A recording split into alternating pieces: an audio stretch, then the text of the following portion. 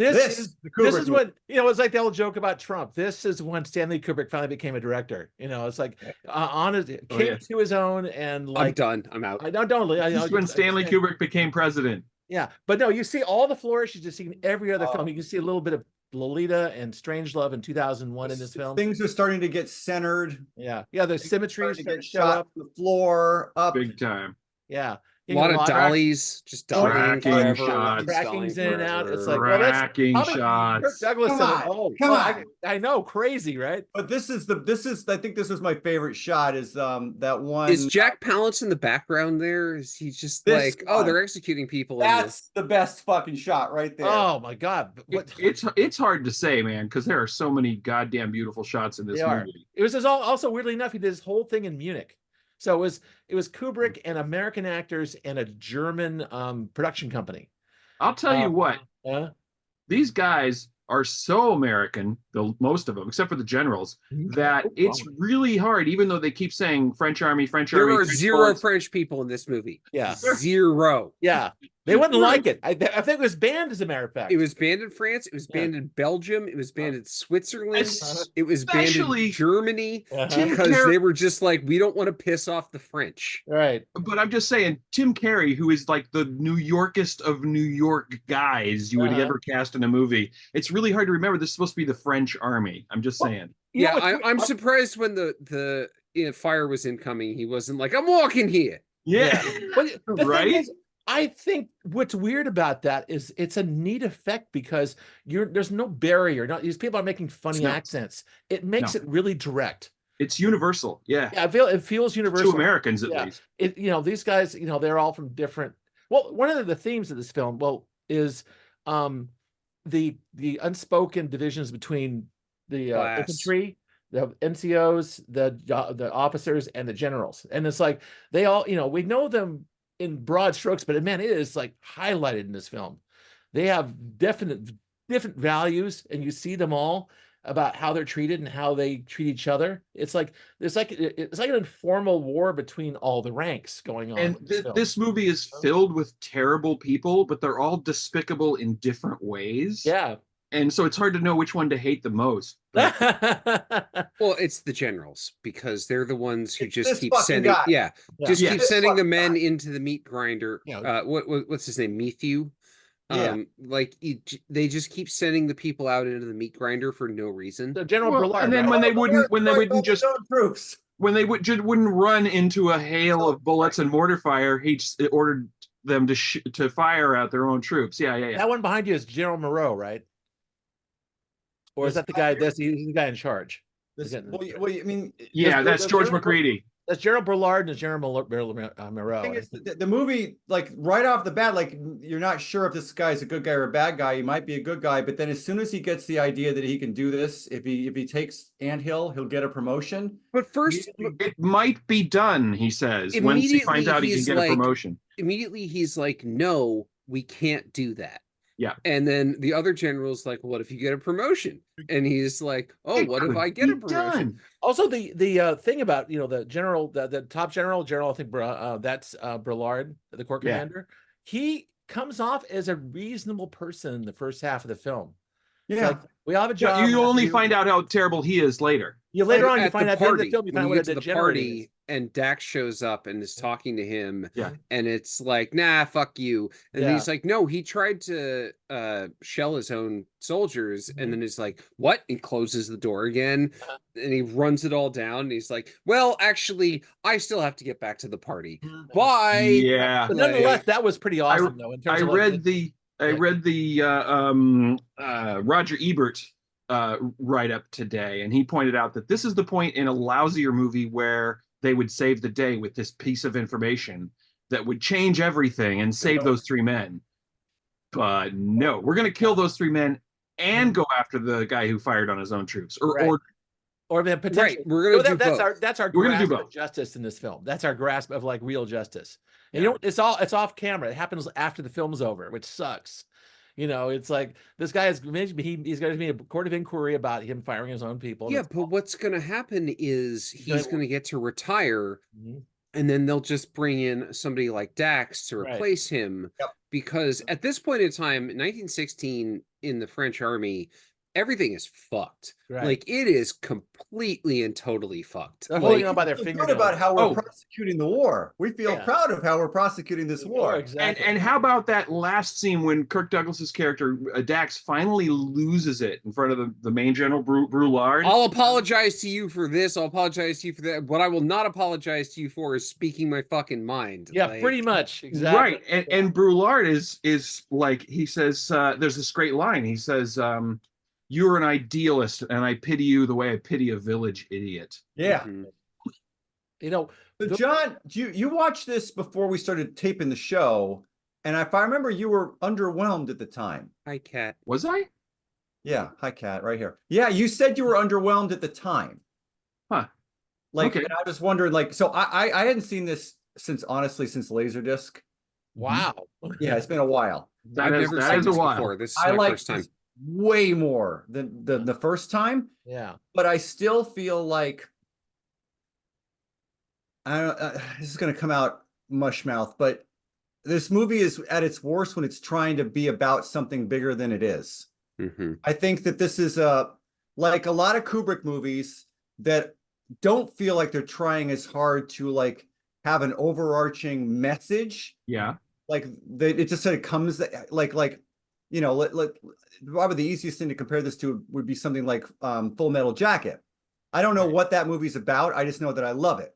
I don't know that it matters what it's about. What it is though is it's better than like great scenes followed by other great scenes that leave me feeling like that was an awesome experience to sit through. I don't know that other than War is Hell, who gives a shit? This movie feels like it's trying really hard. I mean, let me try to grab onto that, Chris. I think you're making a good point. I think one of the things about this film is kind of like the moral owner of the film is General Dax, obviously, right? Because he is General. Colonel Dax is an idealist. He believes in right, and he believes in the moral owner of this film is Ralph Meeker. The thing is, we come to the end. I loved his character. When we come to the end, best character in the movie. The big general, the General Brulard, calls him on it, says you're an idealist, you have no place being here. And he's not entirely wrong. If you look at the machinery of war, it's like you don't want an idealist in the ranks. We're like rooting for him, like, oh, he's an idealist, he wants to help out people, but part of it's like, well, he didn't have what it took to make it happen for, in terms of the goals of the thing. So I'm not saying that it's ambiguous, but I'm saying that he was put in an impossible situation. He was basically ordered to commit suicide. That comes around to what I'm saying. At the end, it's like the idealism is not right. The thing is, authoritarianism isn't right either. And this war is fucked up because there are no good answers to anything. I disagree with you because I don't think that the moral is that idealism is incorrect in this situation. I think the moral is effective, is more I should say. Well, it's not even not effective. His idealism would be effective because a French corps is supposed to be 15,000 men. Right. They have 8,000 men. They're down 40% on their total number of soldiers, and then they're told to take this emplaced German position with bad artillery. Like, you watch that, the artillery doesn't lead the troops, which is what's supposed to happen in that situation. They fall on their heads. The thing. And Dax is out there like trying to lead his troops on. He's blowing the whistle and he's going out there guns blazing and all of that. But like, as soon as they get over the wire, the Maxims open up, and that's just it. It's over. It's over. Exactly. Yeah. There's no the whole thing is pointless. Right. There's no way they ever had to retreat. A lot about other war movies. Watching it. Then one I kept thinking about was Gallipoli. I don't know. Oh my God, that's a kick in the teeth. But that film. There's an example where it's at the very end of the movie, Mel Gibson and the other guy, who I can't remember his name, like they know what's going to happen the second they pop over that out of that trench. Right. And they do it anyway. Well, the one guy does. I think Gibson's trying to prevent it from happening. But Gibson's trying to prevent it. But the other guy's like, I know the second I pop out of this head and run toward them, I'm going to get nailed. Right. And that's the movie poster. But I cannot think of something more terrifying in combat than trying to go over the top of a trench into no man's land in World War One. Yeah. Like the you are using Napoleonic battle tactics in a mechanical war. Right. And like that's the guns are pre-trained on you. You know, Did you watch the Netflix All Quiet on the Western Front, Tad? No. They really milked that. They milked that. I saw both of them. I saw the original and that one. They're both pretty effective.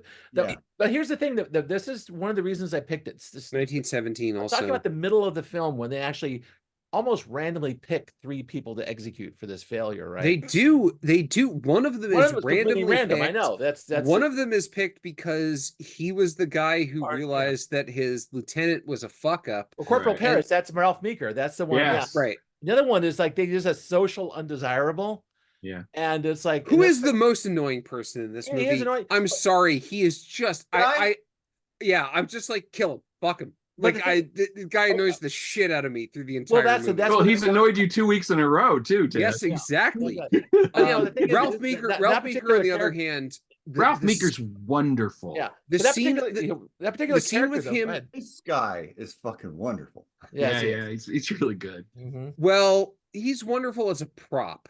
I don't think he's great as an actor, but he's wonderful as a prop. He has a face, you know. I forgot. And then he gets punched out and breaks his skull, and then they just tie him which is fucking grim. That is Kubrick, man. That is just like wake him up. He wants to see his eyes open. Pinch his cheeks. And they do that too. And they do. And then the lieutenant walks by, doesn't even offer him the blindfold. He's just like, well, anyway. Yeah, well, his eyes are closed at that point. No, the thing is, again, when this happened, they picked the 3 to execute itself. This middle of the film becomes this kind of automatic. It's like feeding puppies into a grinder. Yeah. Because you know that there is only one way this is going to end, and part of you is always hoping that maybe they'll change their mind. Maybe they won't kill these nice people, and maybe this won't. They'll come to their senses. They never do, and you know how inevitable it is, and it is.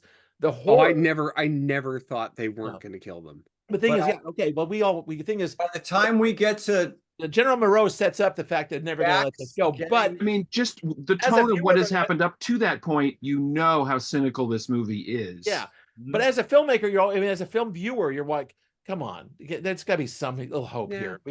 They can't. What that means, though, is when human beings live in hope, and you're watching this and hoping something's going to happen. That's crazy. It happens to me, Scott. Machinery go through, and it's just fucking devastating. It happens to me with movies I've already seen. I will hope it'll turn out differently this time. Yeah. But by the time we get to the end, where the general gets his, like I'm foaming at the mouth. Right. Like, and that's probably what he wanted. But I mean, I am like ready for that guy to be like flayed. But that's not what happens. What happens is he gets to retire. Well, and then they just bring in a different person. It happens after the fade out, so we don't know what's going to happen. That's the yeah. So, but the thing is, I guess I know too much about World War One. Yeah, because I know 100% that the guy who this is based on just got to retire and go home. And then they brought a different guy in who didn't keep sending people into the meat grinder. And it's just like, fuck. World War One was a fucking bastard. Well, anyway, one of the reasons I brought this in there is that I think the portrayal, and this goes back to the Seventh Seal and this kind of feeling of existential terror that you rarely see in films. That part where that NCO comes over and he's offering some booze to Corporal Paris. Oh yeah. Like I never even had sexual thoughts at all. Then it's like someone literally cut his strings. Yeah. Straight to the floor. And if you were faced with imminent death within minutes, would you be any different? Meeker he's so great. He bucks up. He says to him, all you have left now, the only decisions you have left to make is how this is going to end. Yes. And he's great. Like the rest of it, he's the one who's just walking Meeker straight up to the pole. Yeah, because he explained to him, you have no option here. This is you are just basically, this is going to happen, and you may as well make a good a stand as possible. Farrell isn't. He's like weeping. He's been weeping for hours. Right. He's scared to death, and he shows it. It's awful to watch. Meeker was a himbo for his entire career. And this is the one time in his career where it was like, no, I'm going to actually act. Yeah. Like, this is where you bring that stage acting forward. And this is after Kiss Me Deadly. So it's he's a tough guy. And this one's like, he opened up. And this is Kirk Douglas found this guy. Says, I'm going to give this plum role. He's second build.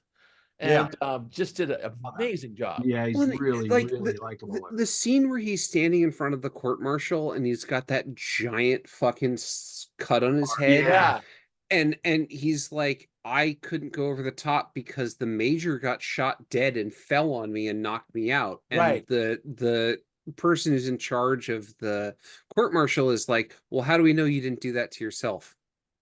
And it's just like, okay, we know exactly what the stakes are at that point. It's like, right. It's like, you're dead. You're all dead. Yeah. You're all dead. Exactly. Yeah. And it's just, again, it's just trying a film that reaches out and grabs you with the idea of the imminence and nothingness of death.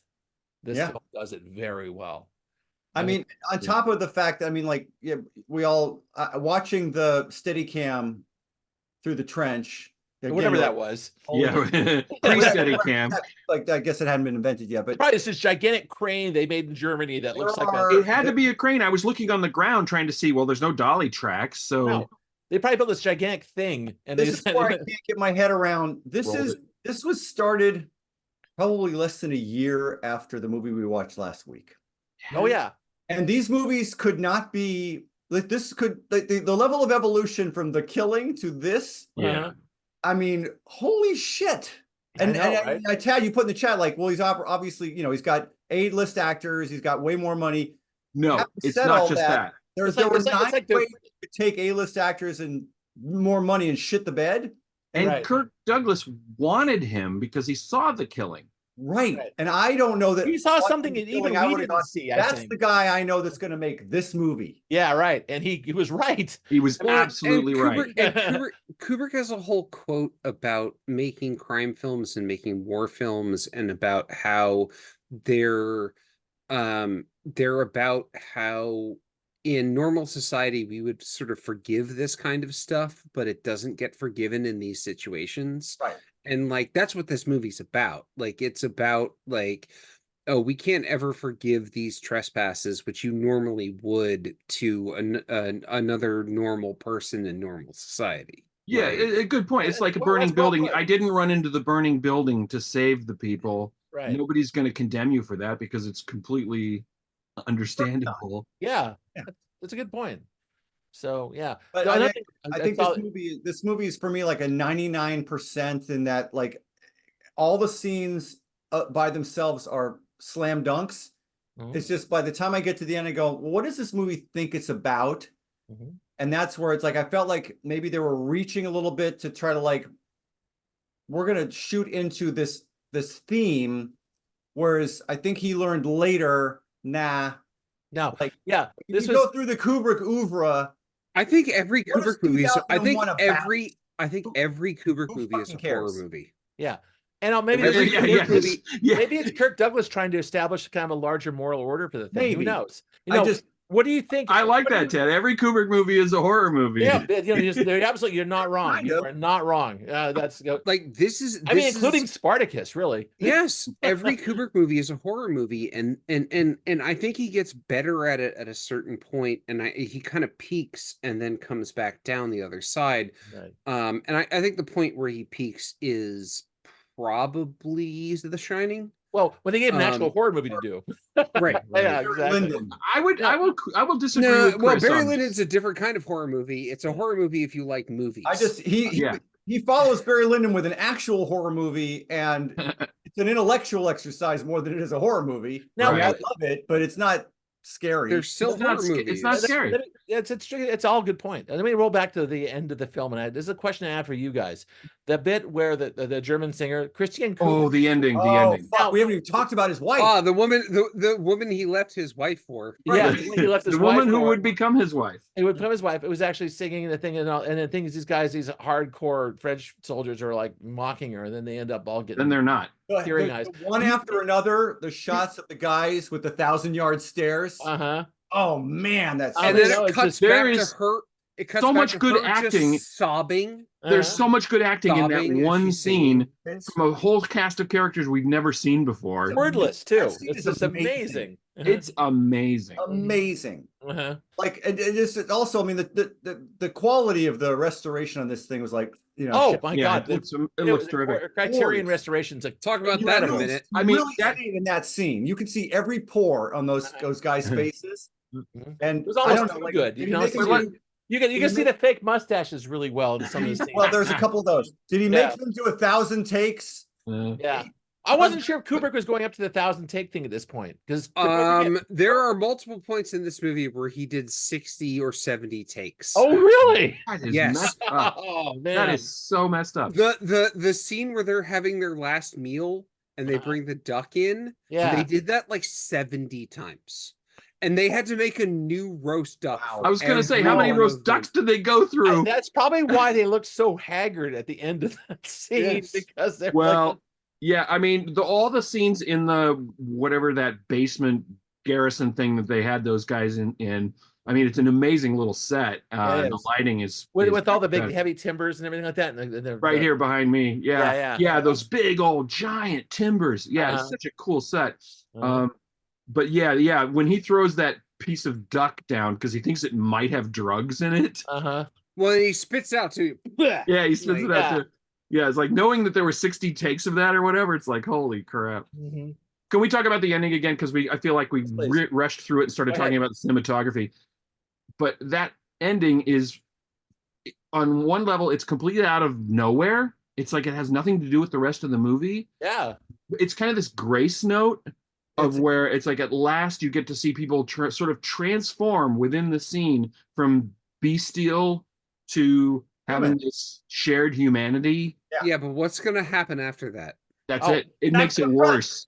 You're going back to Gerald Moreau again. That's about what happens in the film. It is relief, but it actually makes it worse because he doesn't even go into the room. He stands outside and listens to them singing. It's like, give him a few more minutes. They don't have the words. They're just humming along. You guys are going back out tomorrow. Yeah. It's like you're gonna have to go over the top. So, and actually, with that film, this part of the film with Colonel Dax outside listening, he kind of reaffirms his basic. He's an idealist, and his idealism is actually justified in that scene. Yes, he hears it and says, "There is hope for every single person." But that makes it worse because he knows what he's going to do. It's awful. It's terrible. It's fucked up. And he's going to send them over the top tomorrow. Right. And Chris, this feeds into my argument. Right there with him. He probably will die. This feeds into my argument where I'm wrong. I differ with you because I feel like this is one of Kubrick's strongest movies because it has a solid ending that takes us completely through an arc. And Full Metal Jacket, like you said, I don't know what that's about. It's got a good part. It's got a bad part. He changed the ending, and then Kirk Douglas, because he was the producer on this, came in and was like, "No, put it back. No, you will not make this happier. You will not make it better." Oh, good for him then. Oh, good, excellent. Boy, kudos to Kirk Douglas then. He knew he was making a classic too. I'm giving this movie like a 90. Kirk Douglas said in I think like 1959. Like, this movie will be remembered forever. Right. Like, and he also told Kubrick it will not make any money. Yeah. Like, because that's why he took. He was right. And he was right. And he was right. He took $300,000 up front. And was like, anyway, this movie's not going to make any money. Oh, you're taking a percentage. Good luck, man. Yeah. Kirk Douglas said that he knew it was going to be great right away. He says, but time will prove him right. Also, this was with Kirk Douglas was part of the early top 100 on IMDb. There were a lot of people like in the 50s, like Burt Lancaster and him and Marilyn Monroe doing their own production companies. It was a unique thing in Hollywood. This was a product of it, which is great. The other thing about this is I remember reading an article about a guy was going just basically visiting military bases in the 1990s. This is on Atlantic Monthly many years ago, and he says they have AFR, Armed Forces Television. They have their own TVs and things. They show this regularly on Army bases, American Army bases. And it's like he's watching. He's like, "What on earth?" And he's like, "That seemed like the worst thing you could show." What, to weed out the idealists? But he thought about it. It's actually the literal best thing you can show an American soldier in any kind of garrison or situation like this. Show them this movie, because this explains every reason why they're in there and what they should be doing. It's like it's an abject lesson in how to be a good and moral person and how to make decisions that are hopeless, basically. So no, I mean, John, I mean, for whatever I'm giving this, like, this is like a 98.5 out of 100 for me. I just at the end, it's almost, and this might be my reading into what I'm watching. It's like I felt like it's sort of pushing what's the word, agenda? I don't know. Like, I felt like it could. You felt it's moralizing or something? Ish. I mean, like I said, like all the scenes are great. I just it felt like he was trying to come up with and I'm coming to this conclusion before we get to the song and the last scene. Right. Okay. And it still kind of left me with this. Maybe you should have just like laid back a little bit and let it just kind of happen. I don't know. Like I felt like the screenwriter was trying to like pushing like, because movies from the 50s had to have a message. Yes. Yeah. This is still no doubt it is of its time in that respect. And but it doesn't also not of its time. There, if you're watching it and paying attention, the message is fucking clear. You don't need to lean into it as much as I felt like they did. Doesn't matter. I mean, I still think it's an A+. The moral message of this film is very un-50s. So they changed it. They changed it because it had the happy ending that Kubrick wrote, and they changed it. And they were worried that the studio would have a problem with it. So they sent it back with no change memo notes. Oh. And we're like, no one's actually going to read this. They didn't. Scott, I would like to question you as to your statement as saying that it's not a 50s. It doesn't have a 50s attitude. There is, the Hays Code, the thumb down in all these films. And like, you think about Douglas Sirk films or melodramas or the big popular, like sword and sandal things that were big in the 50s. Yeah. This was like a weird outlier. It's just like, we're going to talk about World War II. We're not World War I. We're going to make it realistic. We're going to make it ambiguous. We're going to show that there is the degenerate. This is a theme of this film is degeneracy. It's like people consider the Private Farrell to be degenerate. Right. The guy was like praying. Yeah. But we see through this film that the degenerate is actually General Moreau. Yes. Mm-hmm. Yeah. And I think it is of its time because it's kind of a social issue film, which was starting to happen in the 50s. That's actually true. But this is part of that. It was written after Vietnam, and it wasn't. Mm-hmm. Yeah. And like we all are old enough to have, we all know that fucking people in command are fucking degenerates, but in 57, that was a pretty novel idea. That's the thing. After Vietnam, we've been beaten into us that the general staff is all evil. He slaps the shit out of that dude who has shell shock. Yeah, like he just blah. Are we talking about Patton, or are we talking about something else? Well, but that's the thing. I'm talking about this movie, but also that happens in Patton. Yes, it does. 1970. Patton is a World War II movie that knows Vietnam exists. Right. Yes, Patton is a World War II movie that happens as far away from happen, yet it feels like a Vietnam movie. Patton is a World War II movie that happens as far away from Vietnam as this movie happens from World War I. I know, it's a trip. Okay, well, hold on. We're getting off the thing. I guess we can do thumbs at this point. I mean, before we do, John, please. Before we do, I want to circle back to Ralph Meeker because if we can, please. we always try to tie every movie to Star Trek in some way.